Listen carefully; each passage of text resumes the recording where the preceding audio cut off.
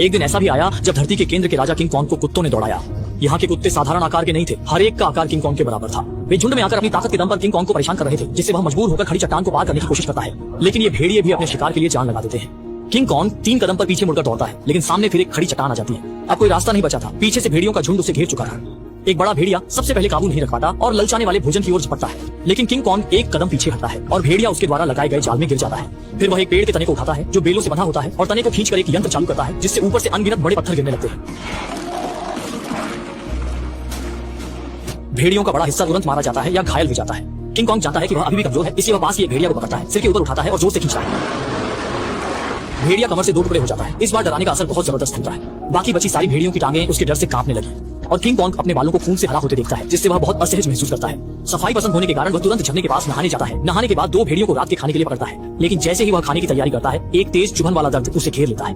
असल में गोरिल्ला को भी दांत में कीड़ा लग सकता है और इस समय एक छिपकली उसका खाना छीनने आ जाती है। धरती के केंद्र में किंग कॉन्ग की हालत सच में खराब है। कभी भेड़िए पीछा करते हैं तो कभी खाना छीन लेते हैं, और अगर खाना है भी तो दांत दर्द के कारण खा नहीं सकता। अचानक किंग कॉन्ग को अपने जैसे किसी की चीख सुनाई देती है। वह उत्साहित होकर आवाज की ओर दौड़ता है। एक चक्कर लगाने के बाद वह थोड़ा निराश हो जाता है।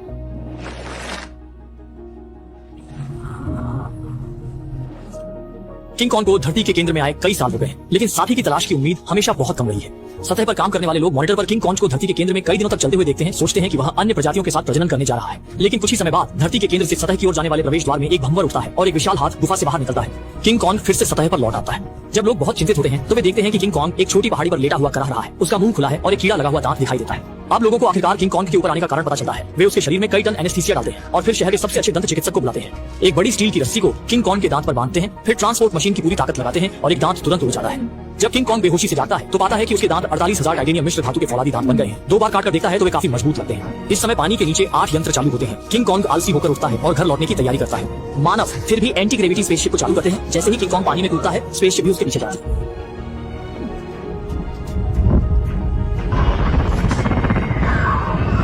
जब सभी लोग अपनी आंखें खोलते हैं तो स्पेसशिप पहले से ही धरती के केंद्र में पहुंच चुकी होती है। किंग कॉन्ग बेसब्री से घर लौटकर स्वादिष्ट भोजन का आनंद लेना चाहता है, जबकि स्पेसशिप पर लोग बिजली के पक्षी के हमले से चिंतित होते हैं। वे स्पेसशिप का रंग बदल देते हैं और सफलतापूर्वक नए परिवार में घुल मिल जाते हैं। फिर वे धरती के केंद्र के पहले चौकी पर पहुंचते हैं, लेकिन यहाँ की हर चीज पूरी तरह से नष्ट हो चुकी होती है। सभी लोग निशान का पीछा करते हैं और एक अविश्वसनीय दृश्य देखते हैं। पहाड़ में एक विशाल हथेली का निशान दिखाई देता है। ये स्पष्ट रूप से किंग कॉन्ग का काम नहीं है, क्योंकि जब चौकी पर हमला हुआ था, किंग कॉन्ग सतह पर इलाज करवा रहा था। जब वह घर लौटता है तो तुरंत कुछ गड़बड़ महसूस करता है। इधर उधर सूंघता है और गुफा में एक अजनबी गंध पाता है। वह एक बड़ी चट्टान को हटाता है, अंदर छिपी हुई युद्ध कुल्हाड़ी निकालता है और गंध का पीछा करते हुए एक नई दरार तक पहुंचता है। किंग कॉन्ग बिना कुछ कहे सीधे कूद जाता है। पता नहीं कितनी देर तक फिसलता रहा, आखिरकार धरती के केंद्र में पहुंच गया। वह कुल्हाड़ी की रोशनी का उपयोग करता है और जमीन पर कई सितारों के सिर देखता है। गुफा के झरने को पार करता है और सामने एक अनंत दृश्य दिखाई देता है। इस समय धुंध में एक विशाल आकृति दिखाई देती है जो धीरे धीरे किंग कॉन्ग की ओर बढ़ती है।